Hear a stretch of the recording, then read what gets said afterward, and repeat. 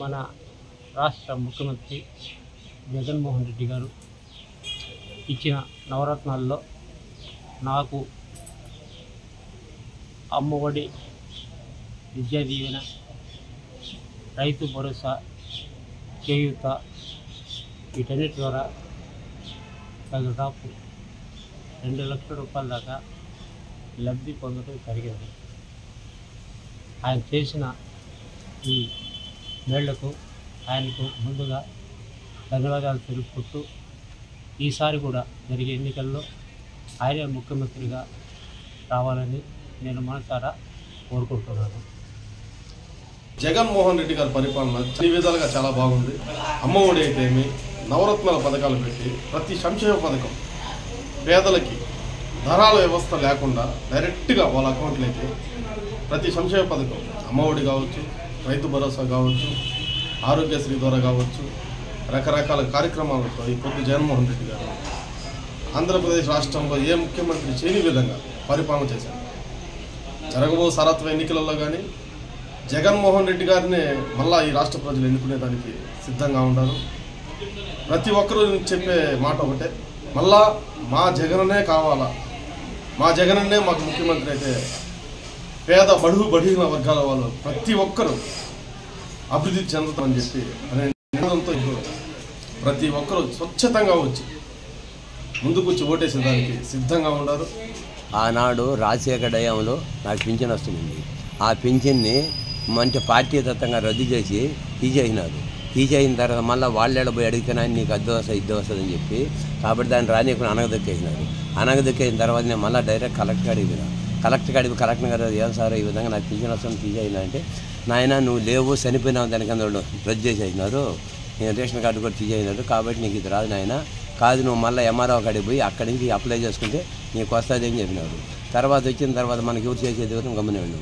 తర్వాత ఏంటంటే ఇక్కడ దొరేపల్లిలో సచివాలయాలు పెట్టి సచివాలయాల్లో వానరులు పెట్టి ఆ వానరుల ద్వారా ఇక్కడ సంగతి నన్ను అడిగితే నాయన ఈ విధంగా నాకు పింఛన్ తీసేసిందని చెప్తే వాళ్ళు ఈ విధంగా అన్ని విధాలు చేసి తీసుకొచ్చి కాగితాలు ఇద్దరు నీకు పింఛన్ వచ్చింది రమ్మని చెప్పి ఓల్డే తీసుకుపోయి నాకు ఇచ్చాడు. అంటే అట్టాటి నా బొట్టు వాళ్ళు ఎంతమంది ఉంటారు దేశంలో తెలివి తక్కువైన వాళ్ళు, కానీ వాళ్ళందరినీ సహకరించి ఈరోజు నువ్వు పెట్టిన ఘనకార్యం ఏంటంటే ఈ సచివాలయాలు పెట్టి సచివాలయాలు వాలంటీర్లు పెట్టి ఈ వాలంటీర్లకు నువ్వు పట్టించిందంతా వీళ్ళు ప్రతి ఒక్కటి ఒక ఆర్ఐ కార్డుకు ఏరై కార్డుకి ఎక్కడికి పోకుండా డైరెక్ట్గా రాజ్యాలుగా పనిచేసి అదేవిధంగా జగన్ చేసే పరిపాలనకి వీళ్ళందరినీ పెట్టి సహకరించి ఈ విధంగా అన్ని విధాలు చేసినప్పుడు మళ్ళా కూడా ఆయనే గెలిపించుకున్నాం అనుకో, మళ్ళీ మాకు ఒక 5 ఏళ్ల పాటు 10 ఏళ్ల పాటు ఆయనే మాకు ఇరువుగా ఉంటుంది, ఇంకా కొన్ని పనులు ఇంకా మేలు చేయొచ్చు. కాబట్టి మేము నానా కష్టాలు పెడతాం. ఈరోజు అర్ధన పని లేకుండా హ్యాపీగా ఇంట్లో ఉండి ఏదో ఆయన అందించిందని తీసుకొని నష్టంగా బతికి హ్యాపీగా తింటున్నాం.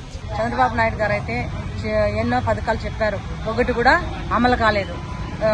మహిళా సంఘాలకి రుణమాఫీ ఇస్తానన్నారు, రుణమాఫీ కూడా ఇవ్వలేదు. మా సంఘాలంతా డీఫాల్ట్ పడి సంఘాలు ఓవర్ డ్యూ వచ్చేసి ఎంతో అప్పుల పాలైపోయినాము. మళ్ళీ ఇంటికో ఉద్యోగం అన్నారు, ఉద్యోగం కూడా ఇచ్చిందిలా చేసిందిలా చెప్పిన వరకే కానీ మాటల వరకే కానీ పథకాలు అమలు చేయని పద్ధతి ఆయనకు తెలియదు. మా జగన్మోహన్ రెడ్డి గారు ప్రభుత్వం వచ్చిన తర్వాత మేము ఎన్నో ప్రభుత్వ పథకాలు లబ్ధి పొందడం జరిగింది. మా కుటుంబాలకి, మహిళా సంఘాలకైతేనేమి, వ్యక్తిగత కుటుంబాలకైతేనేమి మాకు అన్ని పథకాలు అందడం జరిగింది. మాట తప్పకుండా చెప్పినట్టు చూసి తప్పకుండా జగన్మోహన్ రెడ్డి గారు పాటించినారు. అలాంటి జగన్మోహన్ రెడ్డి గారికి మేము ఎప్పుడూ రుణపడి ఉంటాము. ఆ జగన్మోహన్ రెడ్డి గారికి మేము ఎప్పుడూ కృతజ్ఞతలు తెలియజేసుకుంటూ ఉంటాము.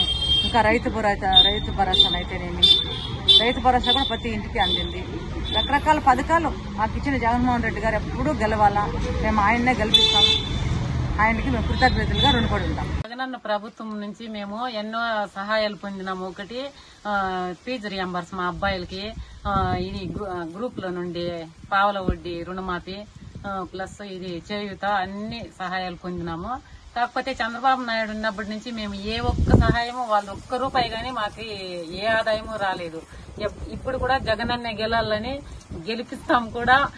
కుప్పంలో ఎమ్మెల్యే భరత్ సార్ని కూడా గెలిపిస్తాము. అదే చంద్రబాబు కోటేస్తే ఆయన దూరం నుండి రోడ్ షో నుండి అట్లే వెళ్లిపోతాడు. అదే భరత్ సార్ అయితే మనకు దగ్గరుంటాడు కాబట్టి ఆయన్నే ఓటేసి గెలిపిస్తాం కూడా, గెలవాలని కూడా మనస్ఫూర్తిగా కోరుకుంటా ఉన్నాను.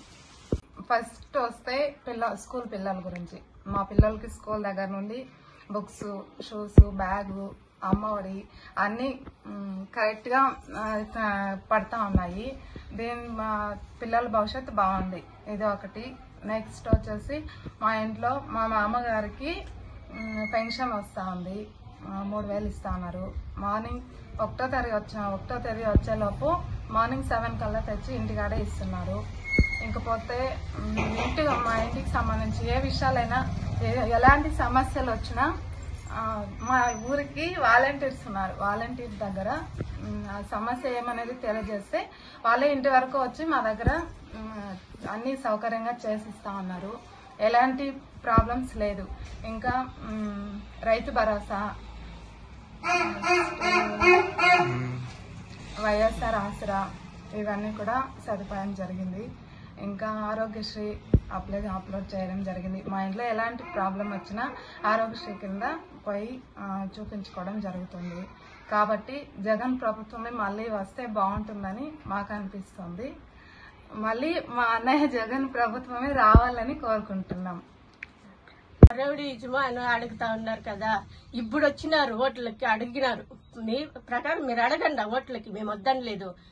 వచ్చి అడిగితే మాకు ఓటేయండి అని అడగండి. రౌడీజం అని ఎందుకంటారు? మీ ప్రభుత్వంలో రౌడీజం లేదా? ఇప్పుడే ఓట్లకు వచ్చే రౌడీజం చేస్తున్నారు. గెలిచిపోతే రౌడీజం ఉంటుందా? మీకు రౌడీజం ఇంకా ఎక్కువ అవుతుంది కదా. మా పేదవాళ్ళు పట్టించుకుంటారా?